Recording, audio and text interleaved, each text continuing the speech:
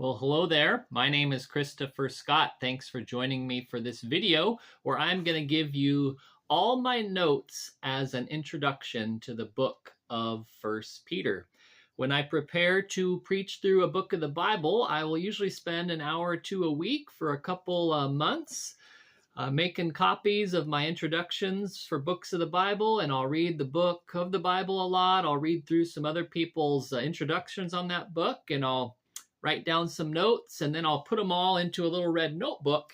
And I use that red notebook as I preach week by week through that book to reference the argument of the book, the big idea, the author is, who he's writing to, some of the locations, the outlines I've developed. So in these videos, a series of videos I've been doing, I've titled All My Notes, just as a simple way to share with you all my notes on the book of the Bible. So today we're going to look at the book of First Peter. So I'm going to stick pretty closely to what I have written down to make sure I share everything with you. And I hope it's helpful for you as you read this book and study it, whether on your own or for a small group discussion, or maybe you're thinking about teaching it in a Sunday school class or preaching it. I hope it's helpful for you. So the book of First Peter, I've given the one-word description of suffering. The book of First Peter is really about suffering. The key verses, I would say, are chapter 1, verses 6 and 7, where Peter writes, "In this you greatly rejoice, even though now, for a little while, if necessary, you have been distressed by various trials, so that the proof of your faith, being more precious than gold which is imperishable, even though tested by fire, may be found to result in praise and glory and honor at the revelation of Jesus Christ." In those verses, he's talking about these testings are going to be temporary, but God's going to bring them through it. So the one-word description is suffering. The key verses are chapter 1, verses 6 and 7. Let me give you some description of this book, First Peter. First Peter is very different than the letters of Paul. In the book of First Peter, Peter mixes the imperative and the indicative in almost every paragraph. What I mean by imperative is you do this, or indicative is this is true, right? The imperative is telling someone to do something. The indicative is more generalizing or teaching about things. In almost every paragraph, Peter begins the paragraph with an imperative. He begins with a command. You do this, you do that, you do this. The exceptions are two paragraphs. Chapter 1, verse 3 through 9. He doesn't begin that paragraph with an imperative. And chapter 2, verses 4 through 10. He does not begin with that. He doesn't begin that paragraph with an imperative or a command. Even though written to people outside of the area of Palestine, Peter relies heavily on the Old Testament. He quotes from it 8 specific times, and that's the third most out of all of the New Testament letters, with the exceptions of Hebrews and Revelation. Those are the only 2 books in the New Testament that quote more from the Old Testament. Peter writes to people that question their faith and are unsure of their faith because of the suffering that they are enduring. They're going through this probably local, unofficial suffering and trials, and they're wondering what's going on in the midst of this. Does God know where we are? Does God know us? Did we miss something? Did we do something to cause this suffering? They're struggling with this. And Peter writes this letter back to them to help them with that. The big idea for the book of First Peter is that Christians everywhere are going to experience the grace of God. They're going to experience the peace of God, the sufferings of God, and the growth of God. Now, I've mentioned several times that Peter is the author of this letter. We know this from chapter 1, verse 1. Peter refers to himself as an apostle of Jesus Christ. And then in chapter 5, verse 1, it references how Peter was a witness of Christ's suffering. And as you read First Peter, it makes sense that this is the Peter that spent 3 years with Jesus. The author of this book, Peter, was familiar with Jesus' teaching.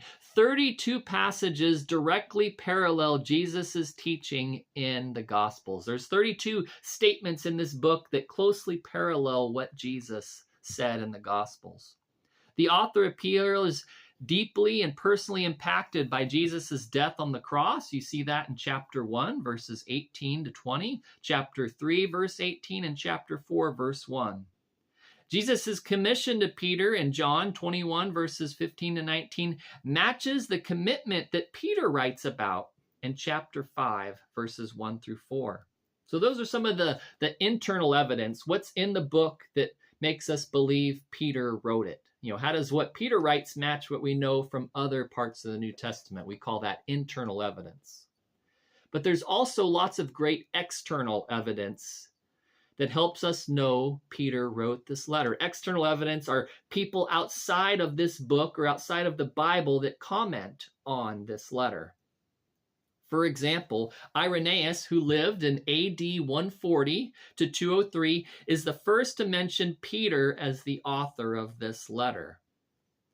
Peter's original name was Simon, which is Greek, or Simeon, the Hebrew, as he's referenced in Mark 1:16 and John 1:40 and 41. Peter was part of a family of fishermen from Bethsaida and later Capernaum. Christ renamed Peter, or Cephas is his Aramaic name. Both mean stone. So Jesus renamed Simon. He calls him Peter. That's his Greek name. Or Cephas is his Aramaic name. Both mean stone or rock. From John chapter 1, verse 42. This letter is also written through the man named Silvanus.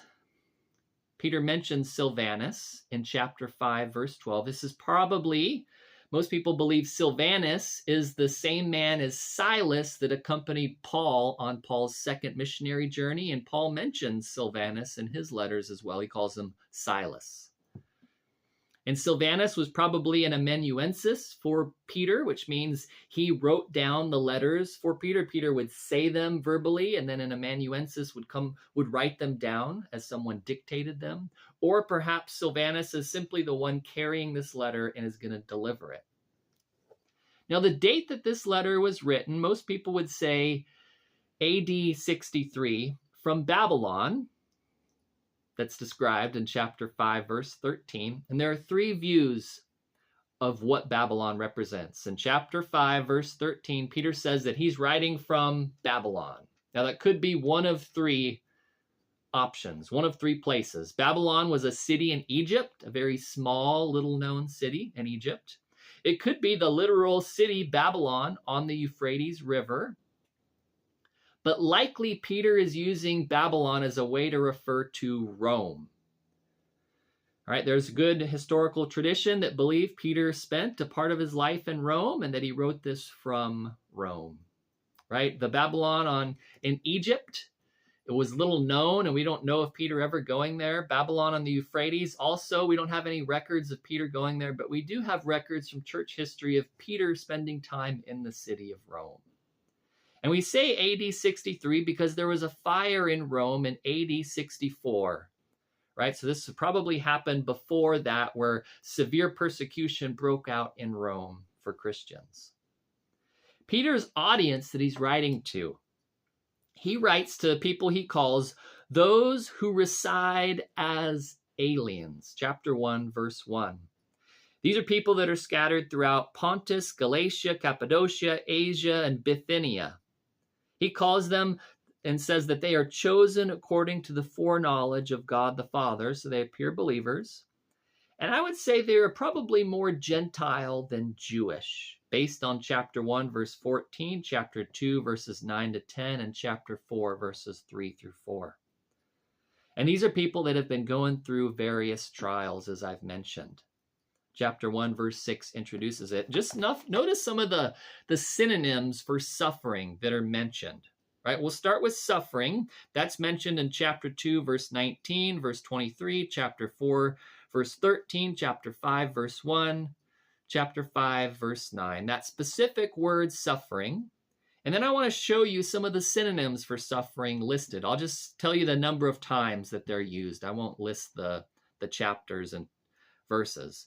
Trials is used one time. Slandered is used one time. Reviled is used one time. Peter says these people have been harshly treated one time.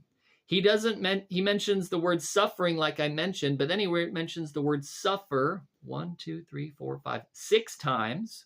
He talks about the fiery ordeal they're going through 1 time. He mentions that they have suffered 3 times, and he mentions their testing 1 time. So the idea of suffering, trials, testing, fiery ordeals, being slandered, go throughout this whole letter. Pretty much every chapter mentions it. And I've got 2 outlines I want to share with you of this book. Chapter 1 through chapter 2, verse 10, we could call Life in the Sun. What is life in the sun like? Then chapter 2, verse 11 to chapter 3, verse 12 is life in society, in the world. Chapter 3, verse 13 to chapter 4, verse 19 focuses on a life in suffering. Most of his discussions of suffering, there are 6 passages in there really that go through suffering verse by verse. And then a life in service, chapter 5, verses 1 through 11. A life in service for pastors and elders, for workers in the church, for young men, a life in service. Another way to outline this book would be following the chapters exclusively. Chapter 1 are saints in God's kingdom. Chapter 2 are submitting in God's plan. Chapter 3 are servants in God's home. Chapter 4 is about suffering in God's world. And chapter 5 is shepherding in God's church. Now let me share with you some themes in this book. Selection is a theme. Peter describes these people as chosen in chapter 1, verse 2, that they're caused to be born again. 2 other times he says that they are called. In chapter 1, verse 15, they're called. In chapter 2, verse 21, and chapter 5, verse 10, they are chosen. Chapter 5, verse 13. So selection is one theme. Selection for salvation. And then salvation specifically, kind of the other end of that. Again, they're chosen, chapter 1, verses 1 and 2, chapter 2, verse 9. They are born again, chapter 1, verse 3 through 5, and verse 23. They're redeemed, they're grace children, they're people who Christ died for, and they've experienced baptism, chapter 3, verse 21. So there's salvation. So there's selection, there's salvation, but there is also sanctification that's described in this letter. He tells them to prepare their minds, chapter 1, verses 13 to 16, that they need to conduct themselves in fear, chapter 1, verses 17 to 21. They need to love one another, chapter 1, verse 22 to 25. They need to desire good food, chapter 2. They need to abstain from worldly behavior, chapter 2, verses 11 through 12. They need to submit to human institutions, chapter 2. They need to submit to their masters. Wives need to submit to their husbands. Husbands need to love their wives. They need to move past desires of the flesh, chapter 4, verses 3 through 6. And they need to serve in relation to others. So selection, salvation, sanctification, and the 4th theme I would say is suffering, as I've mentioned already. Specifically, suffering is mentioned in chapter 1, verse 6, chapter 2, verses 19 to 23, chapter 4, verse 1, and chapter 4, verses 12 to 19, and chapter 5, verse 1 and 10. So what are some applications? 4 basic applications. Prepare to grow. You were going to grow is an application from 1 Peter. And that growth is probably going to happen through the 2nd application. Prepare to suffer. You're going to suffer because of your faith in Christ. But also prepare to endure that suffering. That's the 3rd application. Prepare to endure. And the 4th application, prepare to exude Christ's sufferings. Christ did no wrong, yet he still suffered. And we as Christians, we might do everything we're supposed to do, yet still suffer. So is there anything in this video I didn't mention that I should have? It's all my notes on 1 Peter. I hope that's helpful for you and gets you started as you begin to read through this book and study it. If you're interested in diving deeper, usually in these videos, I'll list some suggested resources down there. They are affiliate codes. So if you purchase something from Amazon using those codes, I do get a small commission that goes to help me with the fees for making these videos, which really isn't much. It's pretty much free except for a little electricity. But anyways, if you wanted to support me in this channel, that's a way to do that. Either way, I hope it's helpful for you. May God bless you as you study God's Word.